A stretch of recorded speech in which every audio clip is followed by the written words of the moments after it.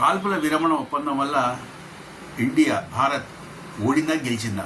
ఇది అందరిలో ఇప్పుడు రన్ అవుతున్న ఒక పెద్ద క్వశ్చను, $1,000,000 క్వశ్చన్. ఈ క్వశ్చను అందరిలో రేకెత్తడానికి మెయిన్ రీజన్ ఏంటంటే, అమెరికా ఈ విషయాన్ని ఎత్తుకుని తను మధ్యలో పడడం వల్ల మాత్రమే పాకిస్తాన్కి ఇండియాకి మధ్యలో ఉన్న రాజీ కుదిరింది. సీజ్ ఫైర్ ఏదైతే ఉందో దానివల్ల మాత్రమే జరిగిందని అమెరికా పదే పదే తన గొప్పలు తను చెప్పుకుంటోంది. అయితే పాకిస్తాన్ దానికి ఒప్పుకున్నా ఇండియా దానికి ఒప్పుకోలేదు. ఇప్పటికి కూడా ఆపరేషన్ సింధూర్ కంప్లీట్ కాలేదు. ఈ క్షణం ఏదైతే మనం రికార్డ్ చేస్తున్న సమయం ఏదైతే ఉందో ఈ టైంకి కూడా ఆపరేషన్ సింధూర్ కంప్లీట్ కాలేదు. తర్వాత నెక్స్ట్ ఇంకొకటి, పాకిస్తాన్ మీద పూర్తిగా అన్ని సడలించలేదు, అన్ని షరతులు ఏవైతే సడలించలేదు. 12వ తారీఖు ఈరోజు మధ్యాహ్నం మనము ఈ రికార్డ్ చేస్తున్న సమయంలో పాకిస్తాన్కిను తర్వాత ఇండియాకి మధ్యలో DGMOs కూర్చుని మాట్లాడిన తర్వాత మాత్రమే దాని మీద ఒక డెసిషన్స్ తీసుకుంటామని చెప్పారు. ఇవన్నీ అట్లా ఉండగా అసలు ఇండియా ఓడిందా గెలిచిందా? ఇది యాక్చువల్గా పెహల్గాం ఇష్యూ తర్వాత మన అందరి రక్తము విపరీతంగా మరిగింది. కోపంతో అందరము కూడా బాగా కోపం వచ్చింది.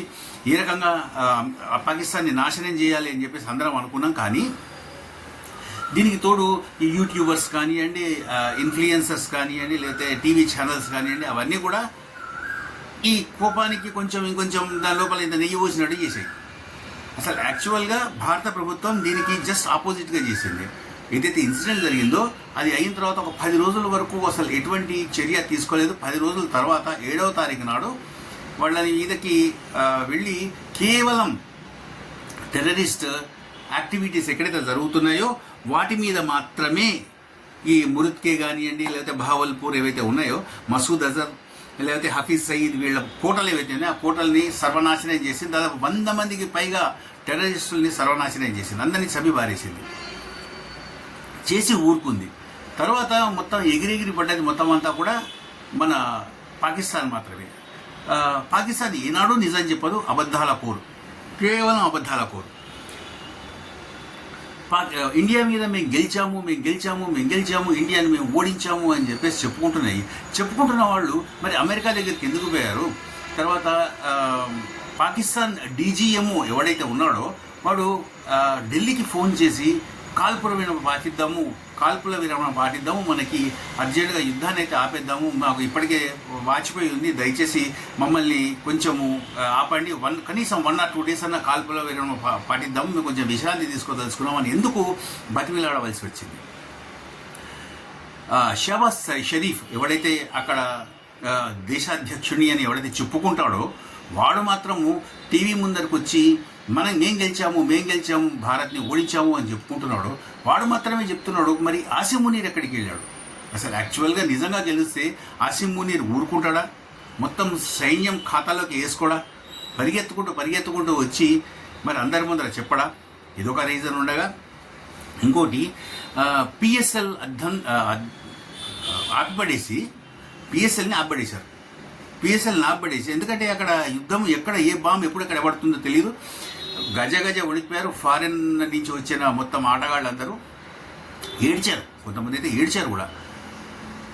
UAEకి దాన్ని షిఫ్ట్ చేద్దాము, మిగిలిన ఆటలు అక్కడ కంటిన్యూ చేద్దామని చెప్పేసి అంటే జైషా ఎవరైతే BCCI అధ్యక్షుడు ఉన్నాడో అతను రిక్వెస్ట్ చేయడం వల్ల UAE తన దేశంలో ఆటల్ని కొనసాగించడానికి ఒప్పుకోలేదు. అర్ధంతరంగా ఆ PSL ఈ సంవత్సరానికి ఈసారికి కానీ అది ఆగిపోయింది. ఎందువల్ల ఆగిపోయింది? మరి ఒకవేళ గెలిస్తే దాన్ని ఎందుకు కంప్లీట్ చేయలేదు, ఎందుకు మధ్యలో ఆపేశారు?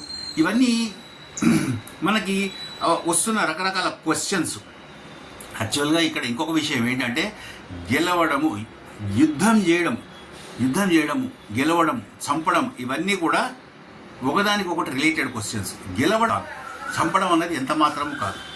అసలు యాక్చువల్గా ఇక్కడ ఇంకొక విషయం మనకి చెప్పుకోవాల్సింది ఏంటంటే, మరి పాకిస్తాన్ ఎందుకు పండగ చేసుకుంటోంది? మరి పాకిస్తాన్లో ఎందుకు అక్కడ జయకారాలు నడుస్తున్నాయి? జయకారాలు ఎందుకు నడుస్తున్నాయి అంటే, వాళ్ళు బానిస మనస్తత్వం ఉన్నవాళ్ళు. బానిస మనస్తత్వం వల్ల వాళ్ళకి IMF నుంచి ఒక లోన్ వచ్చేటప్పటికి ఆ లోన్ని వాళ్ళు ఎంజాయ్ చేస్తున్నారు. మాకు లోన్ వచ్చిందో హో అని చెప్పేసి ఆ లోన్ని వాళ్ళు ఎంజాయ్ చేస్తున్నారు. దానికోసం అని చెప్పేసి వాళ్ళు జయకారాలు చేస్తున్నారు. వాళ్ళకి లోను కోసం ఏమైనా చేయడానికి రెడీ. వాళ్ళకి కావాల్సింది లోను, డబ్బులు డబ్బులు డబ్బులు కావాలి. డబ్బులు వచ్చినాయంటే కావాలి అంటే వాళ్ళ దేశ ప్రజల్ని ఇట్లా ముందర పెట్టేస్తారు. అమెరికా ముందర కానివ్వండి, సోకాల్డ్ IMF ముందర కానివ్వండి. IMF ఎవరు?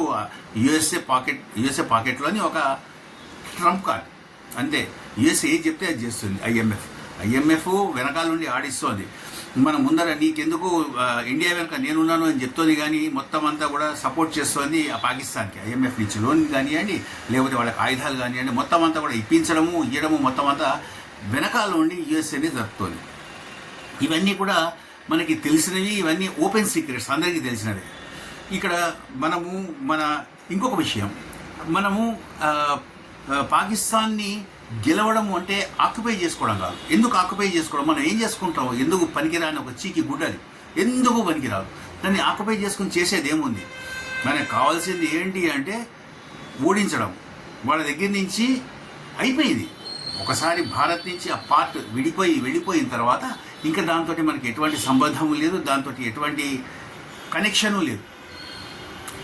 వాళ్ళు ఎకనామిక్గా బాగుపడాలి, లేకపోతే టెక్నికల్గా బాగుపడాలి, వాళ్ళ దారిన వాళ్ళు జీవించాలి, మన మీదికి రాకుండా ఉంటే చాలు. అందుకోసం మాత్రమే మన ప్రయత్నం. ముందర నుంచి కూడా భారత్ది ఒకటే మనస్తత్వం ఏంటంటే డిఫెన్సివ్గానే ఉంటుంది, కానీ ఎప్పుడు అఫెన్సివ్గా ఉండదు. అది తరాల నుంచి, యుగాల నుంచి అది వస్తున్నది.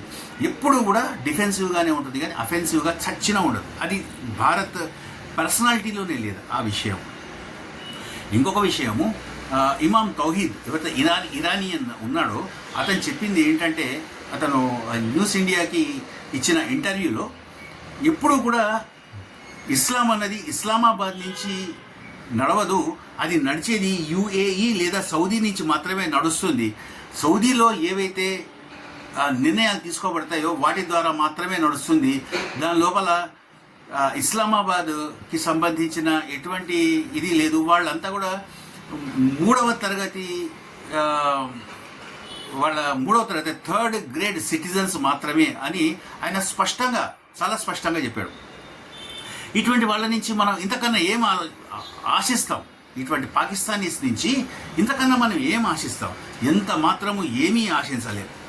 వీళ్ళు అబద్ధాలు చెప్పి మోసాలు చేసి అమెరికాని మోసం చేశారు కదా. అమెరికా ఎంత అన్యాయంగా మోసపోయింది, అంత తెలియగల అమెరికా కూడా ఎట్లా మోసపోయింది.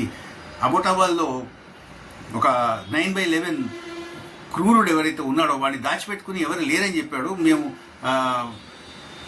టెర్రరిజాన్ని ఓడిస్తున్నామని చెప్పేసి ఒళ్ళో టెర్రరిస్ట్ని కూర్చోబెట్టుకుని మరి వాళ్ళు కొన్ని సంవత్సరాల పాటు అమెరికా నుంచి వస్తున్న నిధుల్ని ఎంజాయ్ చేశారు. ఆ విషయాన్ని అక్కడే ఉన్న అమెరికా గుర్తించలేకపోయింది. ఇవన్నీ మోసం చేయడము, అన్యాయం చేయడమే కదా. ఇది చివరికి వాళ్ళ మెడగే పడుతుంది. మనం ఏం చేయాల్సిన అవసరం లేదు. ఇది వాళ్ళంతటా వాళ్ళే వాళ్ళ కాళ్ళకి మెడకి మొత్తం అంతా ఉచ్చేసుకుంటారు. ఇది ఇంతవరకు ఆగాము, ఇంకొక 5 సంవత్సరాలు 10 సంవత్సరాలు అవుతుంది, ఖచ్చితంగా ఇది జరుగుతుంది. బంగ్లాదేశ్ ఎట్లాగైతే విడిపోయిందో అట్లాగే పాకిస్తాన్ కూడా ఇంకొక 4 ముక్కలు అవుతుంది. 4 ముక్కలై 4 వైపులా వెళ్ళిపోతుంది. జై హింద్.